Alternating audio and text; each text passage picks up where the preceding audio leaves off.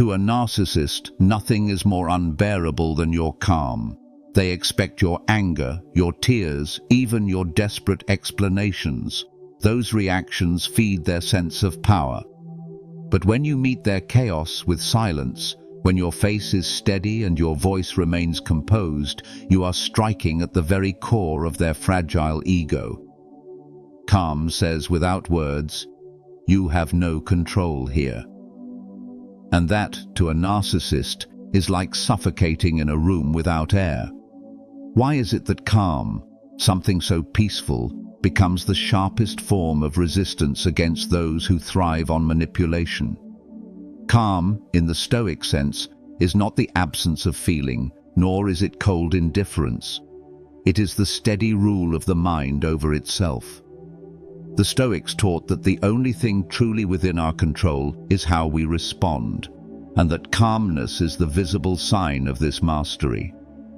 It does not mean you are unbothered or numb, but that you refuse to be dragged where passion and impulse would lead you. Most people see calm as passivity, as if it were simply doing nothing. But the Stoics knew it was an active choice, a discipline as deliberate as training the body. To be calm is to stand unshaken when provoked, to choose reason when anger seems easier. Marcus Aurelius wrote that the mind can remain like a rock, unmoved by the crashing waves of circumstance. This kind of calm is not a gift given by fortune, but a habit built through practice. It is not luck, but strength. And this strength shines most clearly when it is tested. When insults come, when someone schemes for a reaction, calm is the mark of someone who knows where their true power lies. It is not about denying reality, but about standing in it without being swept away. Calm, then, is not weakness. It is the fiercest declaration that you belong to yourself, and no one else holds the strings. A narcissist cannot live without an audience. Their sense of worth is built on the eyes and emotions of others. Praise, fear, admiration, even outrage, all of it serves as proof that they matter. They move through the world like an actor desperate for applause, always watching to see if someone is watching them. But unlike true strength, which is steady from within, their identity is fragile and borrowed. They crave control because control reassures them they exist. They feed on reactions the way a fire feeds on oxygen. Give them your anger, and they feel powerful. Give them your tears, and they feel important. Even your resistance, if loud and emotional, is twisted into proof that they hold sway over you. Their entire game rests on this exchange. Without emotional fuel, they wither. Their mask slips, their charm collapses, their arrogance turns brittle. This is why they provoke, why they press the same buttons again and again. It is not about truth or justice or even love. It is about supply. And the cruel irony is that their hunger never ends. Admiration satisfies them only for a moment before they need more. Criticism wounds them deeply, but they will twist even that into another demand for attention. At the core, the narcissist is never full. They depend on the world to reflect back the greatness they cannot find inside themselves. And when that reflection is withheld, when they are met not with passion but with calm, they stand face to face with the emptiness they spend their whole lives trying to escape. For a narcissist, calm is more than frustrating. It is a form of psychological torture. They have trained themselves to expect responses, to manipulate reactions like a puppeteer pulling strings. Every insult, every provocation is designed to elicit emotion, to confirm that they matter, that they are in control. When you meet their fury with composure, when your expression remains steady and your words measured, it disrupts their carefully constructed world. Your calm says something they cannot tolerate. I am not at your mercy. It communicates a rejection of their performance, a refusal to validate their self-importance. This absence of reaction leaves a vacuum where they expected energy, leaving them unmoored and exposed. They feel the sting of irrelevance because calm denies them the emotional oxygen they crave. For someone whose identity depends on controlling the feelings of others, this is unbearable. Every attempt to provoke becomes a reminder that their power is limited, that their influence over you is meaningless. In their mind, calm is a silent accusation. It highlights their dependency and fragility without needing to speak a single word. And the more they push, the more evident it becomes they are powerless against an inner peace they cannot touch. This is why calm, though gentle and quiet, feels sharper than any argument or confrontation. It is a mirror reflecting back their own weakness, and narcissists, above all, cannot bear to see themselves without control or significance. The Stoics taught that control over our reactions is the foundation of freedom. Epictetus reminded his students that no one can harm us without our consent. Insult or provocation has power only if we allow it. This is the essence of the Stoic strategy of non-reaction. When confronted by a narcissist, calm is not passive, it is deliberate, purposeful, and strong. Choosing silence or measured words over anger or defensiveness shifts the dynamic entirely. The narcissist expects a performance, an emotional dance they can direct. But when you withhold the expected response, you step off their stage. You are no longer a character in their drama, and this refusal to participate robs them of control. Non-reaction works like a mirror. It reflects only your stability, leaving their instability exposed. Historical figures practice this with precision. Marcus Aurelius, emperor and Stoic philosopher, faced constant flattery, criticism, and insult, yet he maintained a composed mind. He understood that yielding to provocation gave away power, while calm preserved autonomy. This is why the Stoics emphasized mastery of the inner self over domination of the outer world. Calm, then, is an act of sovereignty. It declares that your mind and your choices belong to you alone. Against a narcissist, it is a quiet form of resistance, a shield that cannot be pierced by their demands. They may escalate, they may insult, they may attempt to unsettle, but your calm remains immovable, revealing that true strength lies not in reacting, but in restraint. Narcissists live for control, believing that power comes from bending others to their will. Every interaction is a test, every conversation a battlefield where they hope to dominate. But Stoic calm asserts a different kind of power: freedom. While they manipulate and provoke, you stand apart, untouchable by their attempts. Choosing calm is not submission, it is refusal. It is saying without words that your inner life is your own and cannot be commandeered. When a narcissist tries to steer your emotions, calm becomes a subtle rebellion. You are no longer playing their game, and they sense it immediately. The contrast is disorienting for them. They equate influence with importance, and when you withdraw that influence, their sense of significance falters. In a way, calm is a statement of independence, a reclaiming of agency that cannot be negotiated. It is like walking away from a rigged chess match. The rules are stacked against you, but by refusing to participate, you render the game meaningless.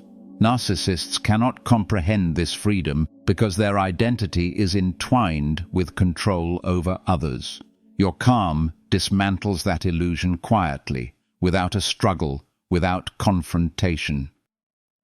It is not about winning an argument or proving a point. It is about asserting that your mind, your emotions, your sense of self are beyond their reach. This subtle power is the greatest disruption to a narcissist's world because it exposes the gap between their craving for dominance and the reality that you are unshakable. Imagine a simple argument at work or in a family setting. The narcissist raises their voice, twists words, and tries to provoke an emotional response. You could respond with anger, with defensiveness, with fear, but instead you remain calm. Your voice is steady, your posture relaxed, your attention focused elsewhere. They escalate, trying harder to get a reaction, but each outburst meets the same composed presence. Slowly, the pattern becomes clear. Their attempts to dominate fail. Their frustration grows, not because of your words, but because of the absence of the reaction they expected.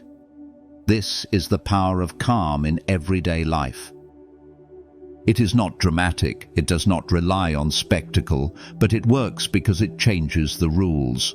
The narcissist expects chaos, and when they encounter order, they are unsettled. Think of it like a storm hitting a stone wall. The water lashes, the wind pushes, but the wall stands firm, unchanged. In this way, calm is a tool of discipline, a visible manifestation of inner strength.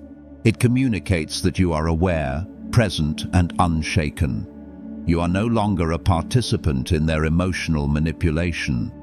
You are an observer, choosing your own response rather than surrendering to theirs. In a world where narcissists thrive on reaction, simply holding your ground with calmness is revolutionary. It is a quiet demonstration that their attempts to control, to provoke, to unsettle hold no power over you. Narcissists live as though the world revolves around them, and their sense of self depends on being the center of attention. Every glance, every word, every reaction from others is a measure of their significance. When you remain calm in the face of their manipulation, you send a subtle but devastating message. You are not placing them at the center of your world. This irrelevance is their deepest wound, one they cannot tolerate.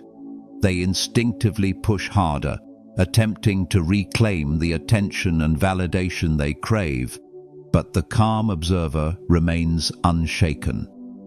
To a narcissist, being ignored or treated with composed indifference is worse than criticism or confrontation because it exposes the truth they try desperately to hide.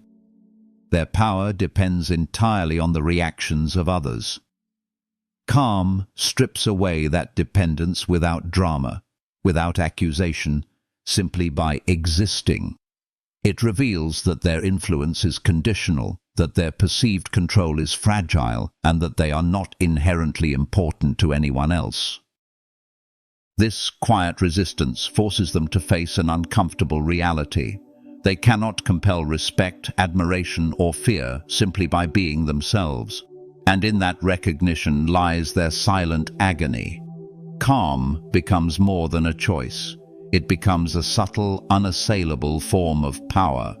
By refusing to make them the focus of your energy, you take away the very thing that gives them life. Irrelevance is, in essence, a mirror held up to their emptiness, and narcissists, above all, are tortured by the reflection. Every encounter with a narcissist is, in a sense, a test of your own mind. They are skilled at reading reactions, at spotting cracks in composure, at exploiting insecurities. Yet calm acts as a shield, not by blocking them, but by refusing to give them entry in the first place. When you meet provocation with serenity, you interrupt their expectations and deny them the emotional response they require. This is why Stoic calm is more than a strategy. It is a safeguard for your mental space. The narcissist thrives on chaos, on confusion, on the scramble to defend or explain. Calm creates a space where none of that matters, where their tactics cannot penetrate. It is like a quiet fortress, built of reason and self-control. Inside, you remain untouched by their storms, observing without being swept away. The strength of this approach lies in its consistency. One calm response might be ignored, brushed aside, or manipulated into being something else. But repeated, steady calm breaks patterns. The narcissist begins to feel their power diminishing not through confrontation, but through absence of validation. They are left to face the uncomfortable truth. Their manipulations rely entirely on your participation. By choosing calm, you remove yourself from their game, forcing them to confront themselves without the distraction of your reactions. In this way, serenity is not passive. It is the active assertion of your own autonomy, a refusal to let anyone else dictate your emotional reality. Narcissists often escalate when calm meets them because they cannot understand it. Their world is built on cause and effect, provoke, react, control. When the expected reaction does not come, their mental framework begins to falter. They may try louder words, sharper accusations, or subtle manipulations, but calm is unshakable. Each escalation only highlights their dependence on your response, their inability to generate significance from within. Stoicism teaches that external events have no inherent power over us. Only our judgment gives them weight. By practicing this, you cultivate a presence that cannot be easily swayed, that remains steady amid storms. The narcissist interprets this stability as resistance, and resistance is the hardest thing for them to endure.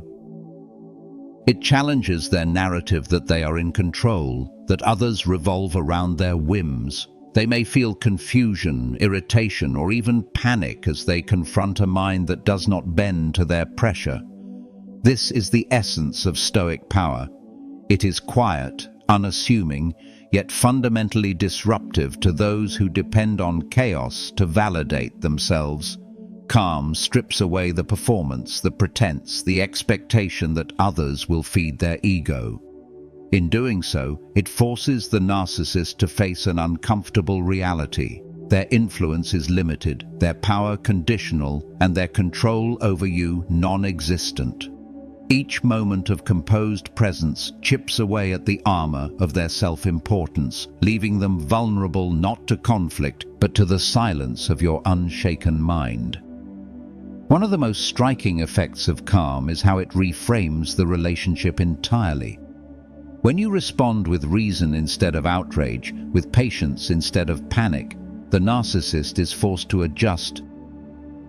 They expect a predictable script, provocation met with emotion, manipulation met with reaction. Calm breaks that script. It changes the dynamic from a struggle over who can dominate to a subtle contest of patience and self-mastery. In practice, this means refusing to argue on their terms, avoiding the traps of guilt, shame, or indignation they set.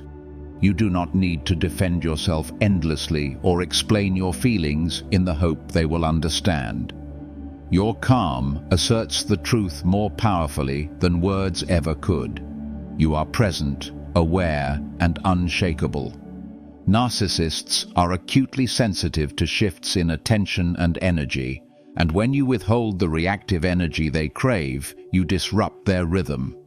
The absence of chaos is felt more keenly than any confrontation. Over time, this approach forces them to confront their own instability.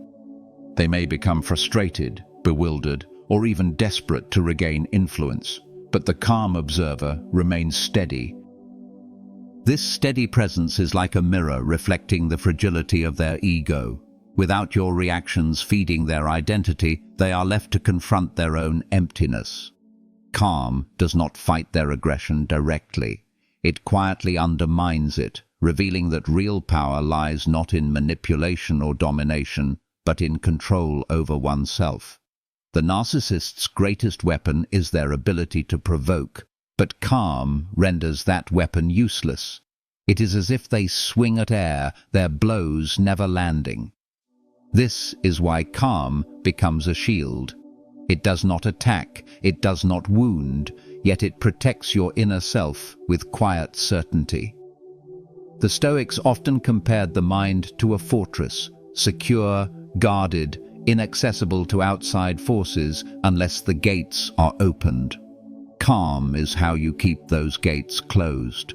The narcissist can shout, accuse, or manipulate, But if your judgment remains steady, their efforts are wasted.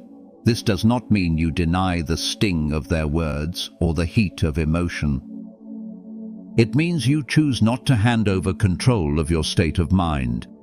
When you resist the urge to defend or to lash back, you are protecting the most precious ground you possess, your own peace. The power of calm lies in its ability to create distance. That distance is not physical, but psychological, a space where their chaos cannot reach you. In that space, you are free to decide what matters and what does not. The narcissist may try to breach it, but they find themselves locked out, powerless to invade. And while they struggle against your stillness, you discover a deeper truth. You were never at their mercy to begin with. Calm reveals that their control was always an illusion, one that collapses the moment you refuse to participate. In this way, calm is not only protection from harm, but proof of your freedom. Practicing calm is not easy. It is one thing to understand the principle in theory, another to hold steady when emotions rise and the narcissist presses every hidden wound. Anger comes quickly, words leap to the tongue, and silence feels unnatural. The Stoics knew this struggle well. They taught that calm does not mean the absence of feeling, but the mastery of it. To be calm is not to be unfeeling, but to pause long enough to decide what deserves your energy. This requires training, the same way one trains the body. You do not lift a heavy weight on the first attempt. You build strength slowly, through repetition. In the same way, calm is built through practice.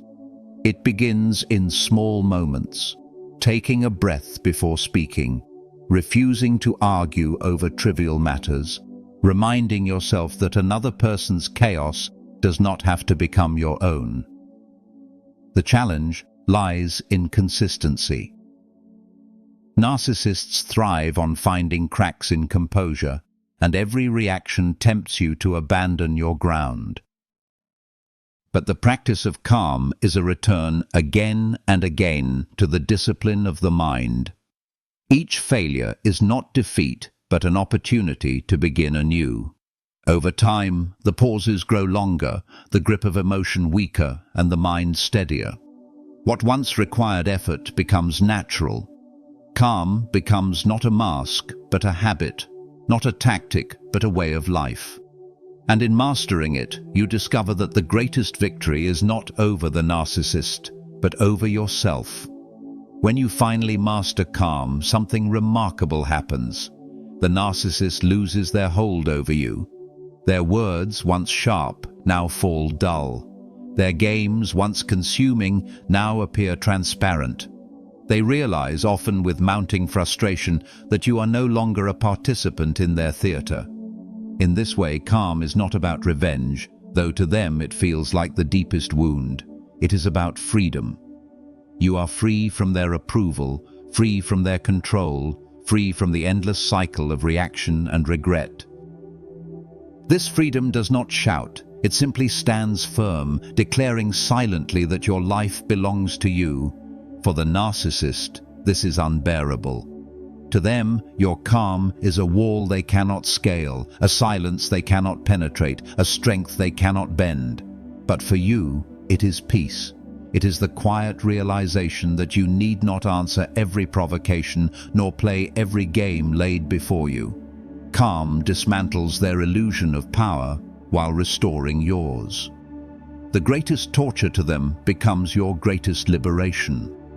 What they see as a denial of their importance is, for you, the discovery of your true self, unbound and untouchable.